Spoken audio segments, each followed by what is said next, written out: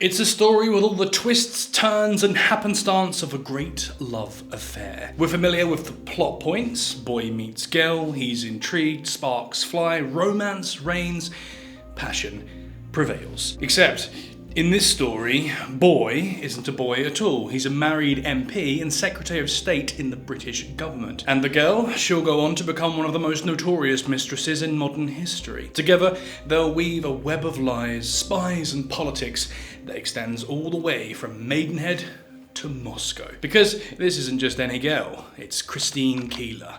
And this isn't just any love affair. It's the Profumo Affair. An entanglement so messy it'll destroy lives, redefine social boundaries, and ultimately bring down a conservative government.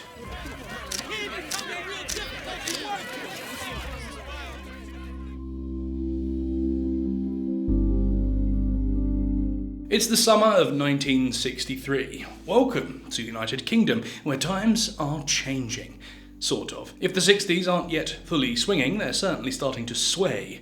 There's new rhythm in those stiff British hips. Although the Second World War still lives in the memories of many, its harsh deprivations are a thing of the past. Yes, Cold War tensions linger in the background and conservative values are clinging on, but into the mix we can add social reform, immigration, youth culture. Cities like London are a hotbed of change. The Beatles have released their debut album, Please Please Me, and Lady Chatterley's Lover have been livening up bookshelves for just over 2 years. Rising hemlines show that Britain has sex and freedom on the mind, even if it doesn't want to shout about it too loudly just yet. That's all about to change though. A trial is just beginning at the Old Bailey courthouse that will revolve almost entirely around the sex lives of the rich and influential. It'll light the touch paper for a cultural conflict between old and new, morality and vice. In a way that seems almost surreal, everyday people will start wondering whether government ministers took part in secret orgies, who donned an apron and nothing else, who was the man in the mask. Did sex provide a cover for the passing of British secrets to Soviet spies? And even, shockingly, was the Queen's husband, Prince Philip, involved? Sex, whether you relish it or condemn it, you'll certainly be talking about it. This story will bring in a crowd of shady characters as it unfolds, but to begin with, we'll meet just two. These are the two standing right at its centre: Christine Keeler, a former showgirl and model, and John Profumo, Secretary of State for War. It's their short-lived affair, which took place back in 1961, that creates such spectacular shockwaves. We'll get into this affair in a moment, but first we might ask, who was Christine Keeler? Really. Branded a tart by Prime Minister Harold Macmillan, but nicknamed Little Baby by a close friend, Christine Keeler is something of an enigma. Even so many decades later, she's perceived as part innocent, part prostitute. If you Google Keeler today, the recurrent image you'll see of her is the most iconic. Seated naked, astride a backwards-facing chair, her head slightly angled away from the camera. She's both sultry and vulnerable. As an image, it's coy and it's part back, but it's undeniably sexy. One of her boyfriends would later describe how when Christine Keeler walked into the room, the whole place lit up. She had a certain charm, and she used this to put distance between herself and what seems to have been a traumatic childhood. She was born in Middlesex in 1942, but abandoned by her father at the age of 3. Her mother remarried, but this placed more strain on her home life. When she was 9, a school health inspector found that Keeler was suffering from malnutrition. Her mother had affairs, she witnessed domestic violence, and at the age of 12, Keeler was sexually assaulted by her stepfather. As she would later write, she knew she had to get out, and this drive took her to the adventureland of London. The city of 1957 was where Keeler modelled dresses at a showroom and went to watch foreign films at the cinema. It was a better life, but at just 16, she accidentally became pregnant and had to return home. Panicked, she tried to abort the baby, which was born prematurely and died. She called her son Peter. Pain and shame became the watchwords of Keeler's early life, but by her own account, she still hoped for something happier. A little more jaded, she packed up her illusions and returned to London, getting a job as a topless showgirl at a Soho cabaret club. She was only 17, but she'd just taken the first steps towards the biggest scandal of the 20th century. But we'll leave Keeler there for now and turn to John Profumo. On the face of it, his early story couldn't be more different. Known to his friends and family as Jack, Profumo was a true blue-blooded politician. Born in Kensington in 1915, he was educated at Harrow School and the University of Oxford, where he became a member of the infamous Bullingdon Club. This all-male private dining club has a membership history that reads like a who's who of the British establishment. Other past members include King Edward VIII, David Cameron, George Osborne, and of course, Boris Johnson. During the Second World War, Profumo distinguished himself as an officer in the British Army, serving in North Africa and taking part in the D-Day landings. In 1944, he was granted an OBE for his gallant and distinguished service. At the same time, he somehow managed to fight for and win a seat in the House of Commons during a 1940 by-election. When hostilities ended and his army career drew to a close, Profumo devoted himself to politics. That solid war record and good education opened many doors. Like an errant barrage balloon, he rose surely and steadily through the Conservative government. Profumo held a number of important posts before becoming, in July 1960, Secretary of State for War and a member of the Privy Council. He was undoubtedly one of England's elite. But, as they say, behind every great man there's a great woman, and one character often overlooked in this story is Jack Profumo's wife. This is distinctly unfair because, far from being the archetypal post-war housewife, Mrs. Profumo was actually an icon in her own right. She was Valerie Hobson, a strikingly beautiful Hollywood star who'd soared to fame in the 30s and 40s with roles in films like Bride of Frankenstein and Great Expectations. Profumo was her second husband. Her first marriage, to film producer Anthony Havelock Allen, ended in divorce. Hobson and Profumo had married almost a decade earlier in 1954. Shortly after, Hobson retired from acting, stating that she would devote the rest of her life to being Profumo's wife. Interestingly though, her final role would become a grim foreshadowing of what was to come. In this film, Knave of Hearts, Hobson adopted the character of Catherine Wipoir, the wife of a serial cheat and prolific liar. It's a light-hearted comedy with plenty of near misses and sneaking around. We can only imagine that the reality was a lot less amusing. To talk about the affair between Keeler and Profumo, we have to introduce another vitally important character to the stage, and that's a man called Stephen Ward. If you recognise that name, it's because Ward became central to what follows. Even above Keeler, he was cast as the sinner of the piece, the corrupter of innocence, and the ideal scapegoat for the whole affair. Stephen Ward worked as an osteopath and portraitist, distinguished and influential. His patient list included Winston Churchill, the film star Elizabeth Taylor, and the millionaire Paul Getty. His sketchbook featured sittings by several members of the royal family. The Daily Express journalist and Ward's friend, Tom Mangold, described him as a libertine, people manipulator, and unabashed swinger, the ringmaster, who introduced everyone to everyone else. Aged 50, Ward was a hedonistic sexual butterfly who openly enjoyed sex and liked to mingle with the rich. Through his connections, he'd wangled a cottage on Lord Astor's Cliveden estate in Buckinghamshire. Here, he entertained his friend and flatmate Christine Keller, another friend named Mandy Rice Davies, and pretty much anyone else that liked to come along. Keeler and the much older Ward had what was described as a brother-sister relationship. They'd met when she was working at that Soho cabaret club, and she'd shared his flat in Wimpole Mews. Although she moved out several times, it was Ward she returned to when things inevitably went wrong. Ward's position was an interesting one. With access to society's elite without being a full part of it, he had a foot in two worlds. While notorious as a swinger, enjoying sex with multiple partners, he was a swinger of another kind too. We might think of him as a social swinger. In essence, this role as a middleman meant that he could feel just at home with the working class girls like Keeler and old guard politicians like Astor and Profumo. Strangest of all, he could introduce them to each other. And that's exactly how Keeler and Profumo first met. While staying at the Cliveden cottage, Ward and his guests would often be called up to the big house by Lord Astor to liven up his parties. Around Cliveden's walled swimming pool, women like Keller and Rice Davies could find themselves on strangely familiar terms with notables and world leaders. One warm evening on the 8th of July 1961, Profumo found himself on far more familiar terms with Keeler than he could have ever expected. Taking an after-dinner stroll, he turned the corner to find her swimming completely naked in Lord Astor's pool. The story goes that, having forgotten her swimsuit, she'd borrowed one from the pool house where the family kept dry spares, but finding this too tight, she complained to Ward, who suggested she take it off and swim nude. After all, They were alone, weren't they? But they weren't alone for long.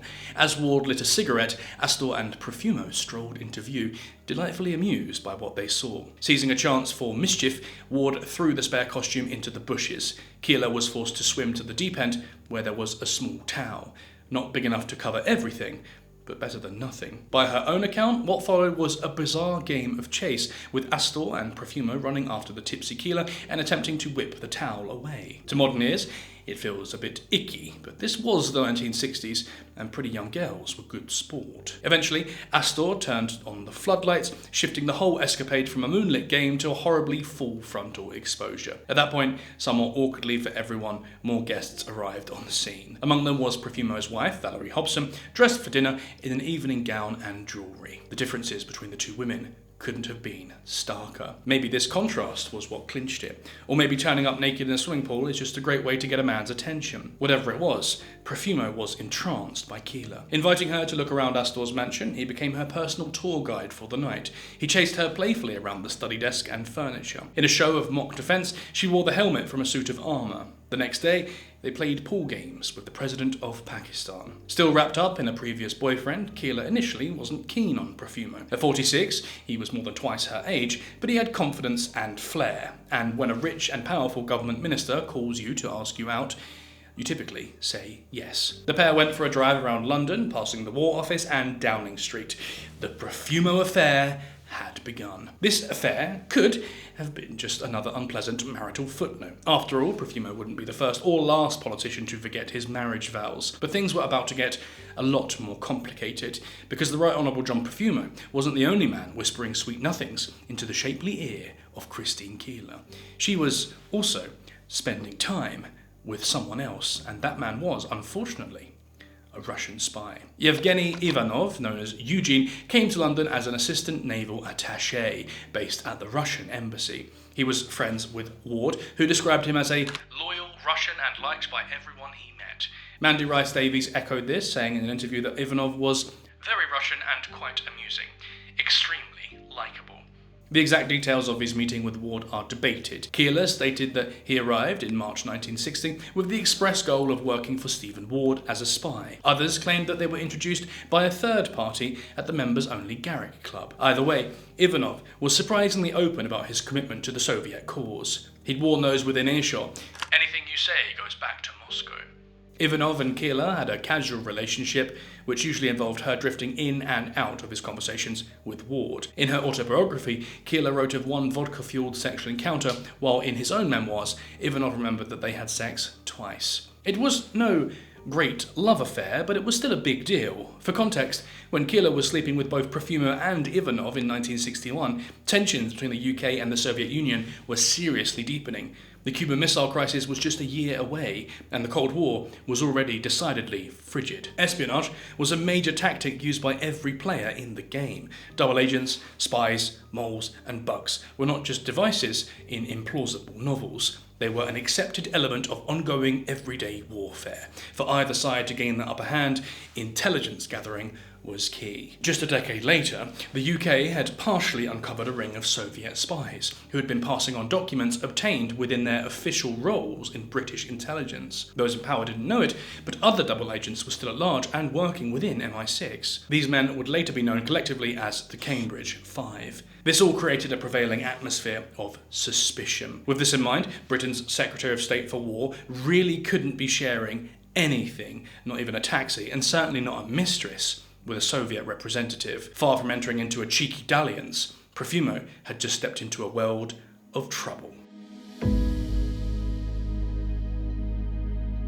Although it's the most famous element of this story, the actual affair between Keeler and Profumo was fairly pedestrian. After sleeping together for the first time on a sofa, they continued to go for drives together. Profumo took Keeler to the home he shared with his wife and visited her for sex at her flat. He wrote her letters and gave her gifts. We might imagine that the whole affair unravelled from secret Soviet documents or defecting spies, but in the end, Keeler's own catastrophic personal life would be the catalyst for what followed. In a plot twist as dramatic and unlikely as the rest of the story, it all kicked off with the explosion of 6 gunshots in a peaceful West London street. Their target, 17 Wimpole Mews, was Stephen Ward's London address, where Keeler also lived. By now, it's December 1962, and the man standing with a smoking gun in his hands is Keeler's ex-boyfriend, 30-year-old Johnny Edgecombe.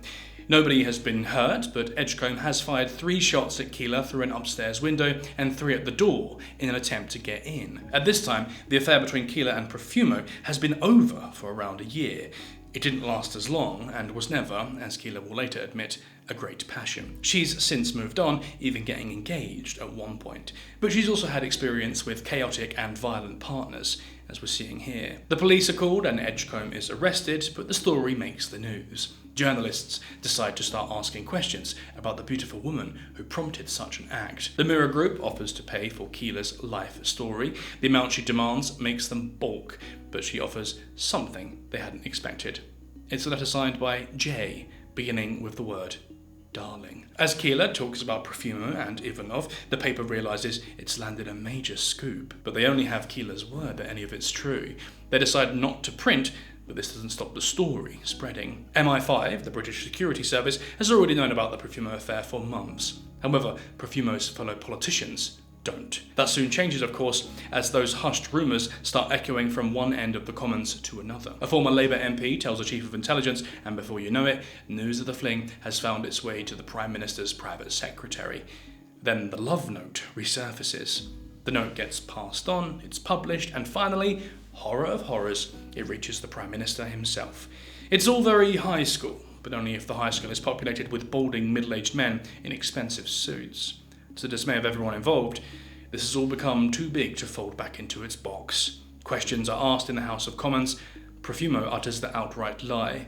There was no impropriety whatsoever in my acquaintanceship with Miss Keller.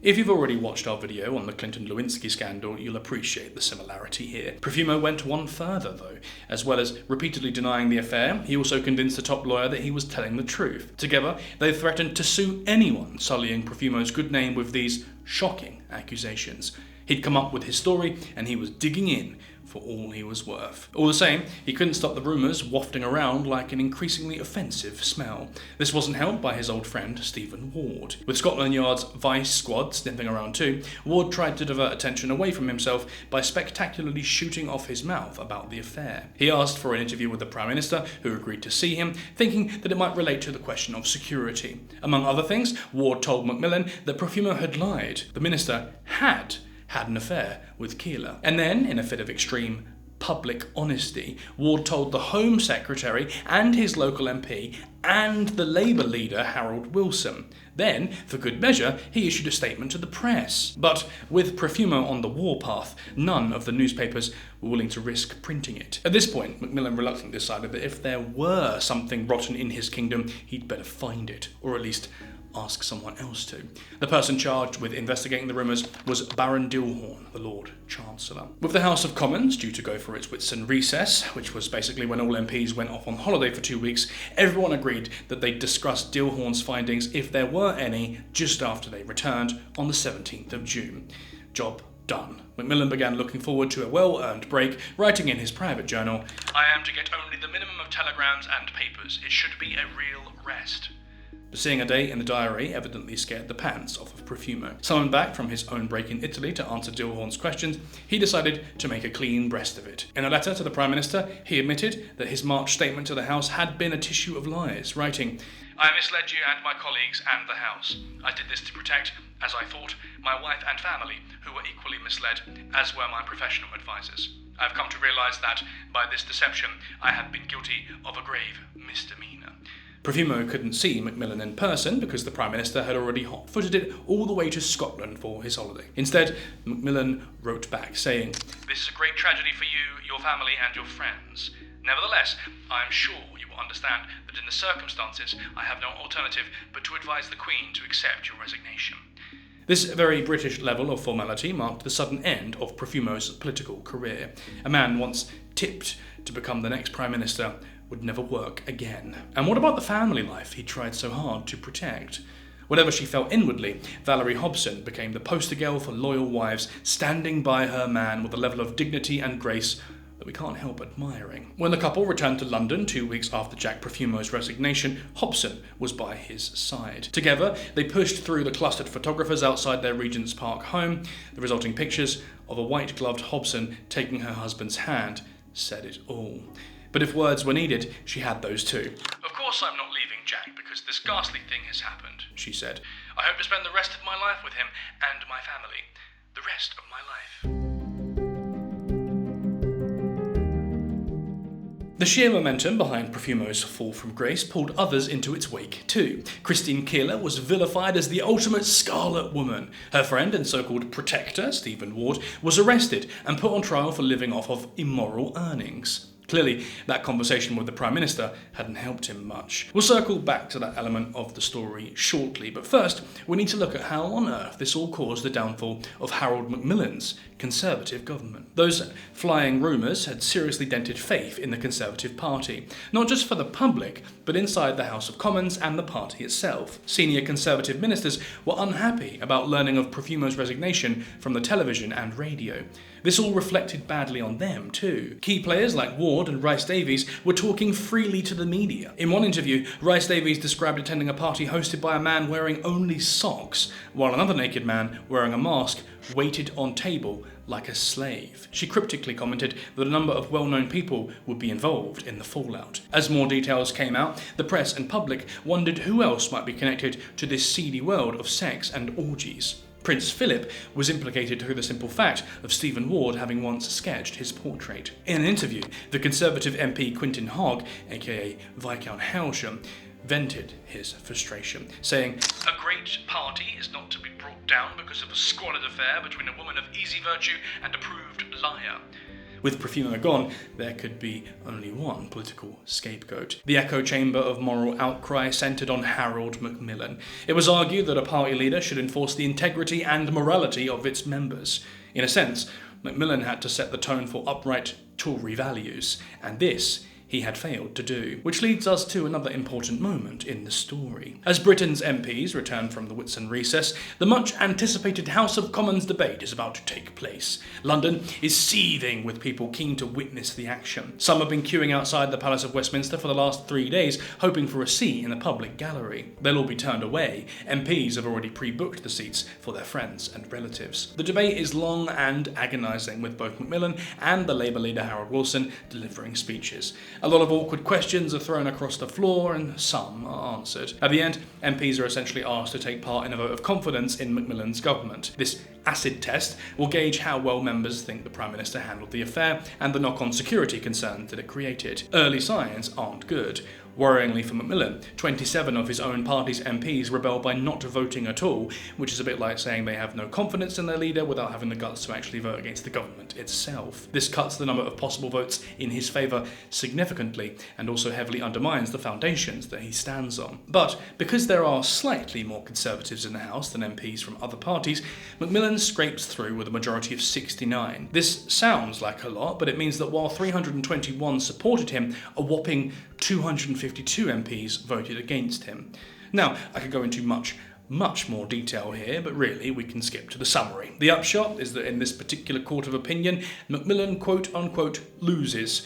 He survived, but it doesn't really feel like it. And this is solidified in the eyes of the country when the next morning's newspapers hit the stands. The Guardian's comments that Mr. Macmillan's tenure of office must now be drawing to a close. The Daily Express laments his failure and the gullibility of other MPs. The Daily Herald offers the blunt headline, "Macmillan doomed." When Macmillan returned to the House of Commons, members shout at him to resign. Loud and public conversations are held, debating who will take his place. It's hard to believe that this is the same man who led the Conservative Party to one of its greatest electoral triumphs just 4 years before. But still, he refuses to go. Macmillan is determined to cling on until the bitter end, and what a bitter end it is. He knows he's done, and public opinion polls show that the Conservative government is most likely done too. All of this stress aggravates Macmillan's already poor health. In October 1963, he finally issued his resignation to the Queen from his hospital bed. Another Conservative leader, Sir Alec Douglas-Home, takes over the party, but he can't recover its broken image. After that, the end is inevitable. In the 1964 general election, the Labour Party finally defeats the Conservatives after 12 years. The old order is swept aside in favour of the new. The Keeler Profumo Affair has toppled a giant. While the Conservatives were being churned through the mill, Stephen Ward was undergoing a trial of his own. On the 8th of June 1963, Ward was arrested and charged with living off immoral earnings between 1961 and 63. It sounds wonderfully old-fashioned, but this amounts to an accusation that he was making his money by pimping Christine Keeler and Mandy Rice Davies. Both women were called as witnesses. Gifts and sums of money were raked over by both sides. At a preliminary hearing, it was alleged that Lord Astor had paid the rent on a flat shared by Keeler and Rice Davies. Taking the stand, Rice Davies caused a courtroom sensation by admitting that she'd had sex with Astor. When she was told by Ward's lawyer, James Burge, that Lord Astor denied ever having sex with her, Rice Davies uttered the notorious line, "Well, he would, wouldn't he?" Now, this line isn't just hilariously iconic, it also cut right to the sore spot in this whole performance. It highlighted that these men, these pillars of the establishment, might just be lying. In a case in which Astor's word went up against Rice Davies, nobody was sure whom to trust, and that in itself was deeply shocking. On the 22nd of July, Stephen Ward's trial began at the Old Bailey. By then, the scandal had attracted a new depth of public interest. Outside the courtroom, members of the crowd booed Keeler. The defence opened by arguing that the public scandal had already prejudiced any jury against Ward. They went one further, accusing the police of having combed the country in a frenzy to find evidence against him. It certainly did seem that Ward was firmly in the firing line. The evidence given fell hard against him, and this wasn't helped by an inconsistent performance by Keeler in the witness box. She admitted that Astor had paid rent for the flat and that Profumo had given her money, ostensibly for her mother.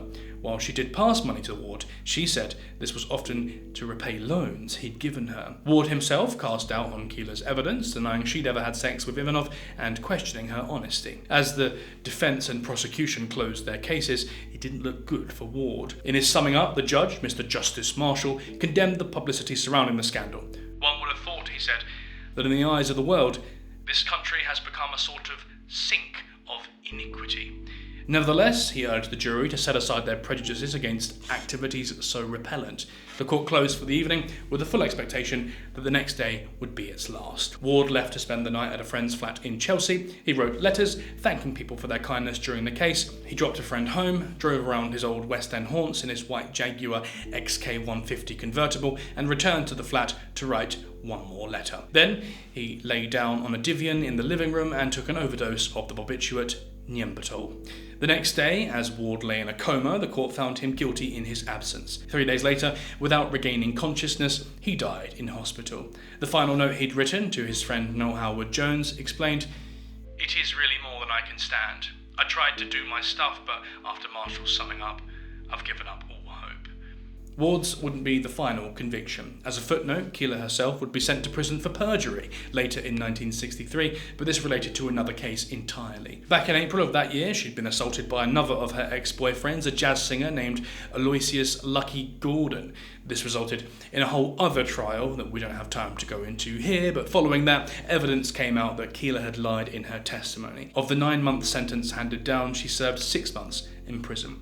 Today, Keeler's son, Seymour Platt, is campaigning to have his mother's perjury conviction overturned and replaced with a free pardon. According to a solicitor's letter, this is based partly on the perspective that she pleaded guilty in the knowledge that she had no hope of a fair trial, given the situation prevailing at that time. In short, a jury could not and would not have been objective and impartial. In layman's terms, Keeler was a pariah. She'd stepped outside the bounds of polite society, and so she had to be punished. In finding Ward guilty, the jury essentially branded Keeler and Rice Davies prostitutes. There were no legal punishments for this, but the pair were ostracised. Mandy Rice Davies would later refute the label. "We certainly weren't hookers," she said. "We were just young girls in search of a good time." This left the public with questions, only some of which would be answered. While Ward was still awaiting trial, Harold Macmillan appointed Lord Denning to lead another, larger inquiry into the circumstances leading up to Profumo's resignation and the security response to the scandal. Over the course of 49 days, Denning interviewed 160 witnesses, including Ward, Keeler, and Profumo, as well as the Prime Minister and several members of the Houses of Commons and Lords. Although this investigation was separate to the legal case against Ward, it covered a lot of the same ground. When it was published later in the year, It again cast Ward, not Profumo, as the central villain, describing him as utterly immoral. Importantly, Denning's report concluded that there had been no security leaks as a result of the affair. This doesn't quite marry with Christine Keeler's version of events, though. By her account, Stephen Ward stole a small bundle of envelopes and papers from Jack Profumo's briefcase on the night she first met him. These allegedly contain letters relating to the delivery of nuclear Skybolt missiles to Germany.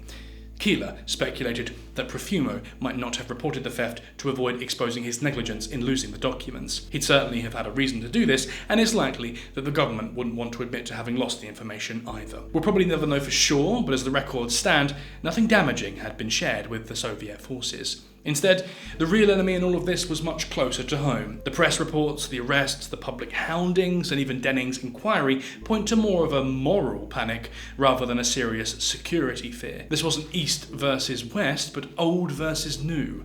Morality versus modernity. So maybe this story is less about national security and more about the fact that a nation was struggling to define its identity in the face of overwhelming change. A bit like trying to build a country house on shifting sands.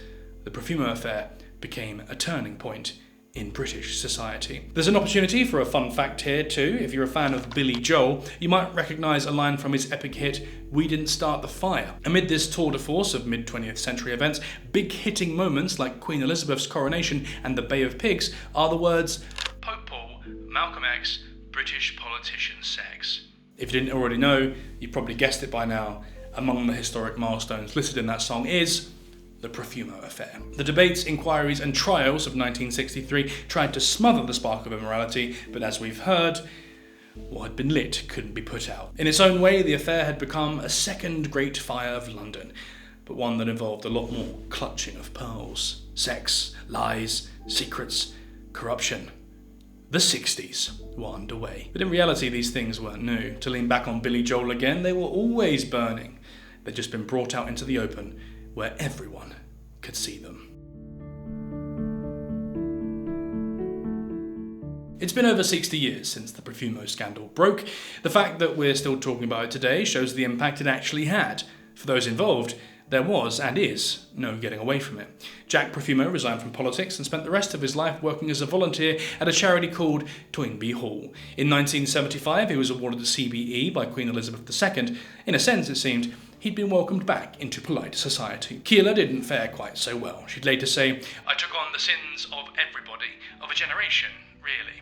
With Stephen Ward dead, she became the chief culprit once again. Asked if she could ever settle back down in her hometown of Staines, she said, "No, I don't think so." All the same, she did go on to settle down, for a while at least. 2 failed marriages gave her 2 sons, although one went on to be raised by her mother. Nevertheless, the Profumo Affair dominated the lives of those involved, particularly Keeler and Rhys Davies, who had an enormous proportion of those lives still to go. It's easy to forget just how young some of the women involved in this case actually were. Mandy Rhys Davies, for instance, was just 16 when she first came to London and 18 during the trial. Christine Keeler herself was only 21 when she was being cross-examined in court. Although they were presented as worldly wise sex kittens through the sharp lens of the media, they were in reality vulnerable young women in the hands of older and far more powerful men. So while we might say that Christine Keeler brought down a government, and in a sense she did, she was also by no means the dominant party in doing so. She was seen as worryingly powerful, but how much power did she ever have, really? In examining the case after so many years, perhaps we can step outside the woman-blaming and shaming attitudes of the 1960s and try to take Christine Keeler a little more seriously. In a letter wrote to the Criminal Cases Review Commission, Dr. Felicity Jerry QC writes, "It is a late but necessary step to recognise how badly Keeler was treated at the time, how wrongly she has been shamed, and how her treatment exposes the appalling discrimination against women in the context of gender-based violence and sexual advances by powerful men." Because, of course, while the footage of this story may be black and white, the truth is anything but, and as we've seen, truth is something that was in very, very short supply.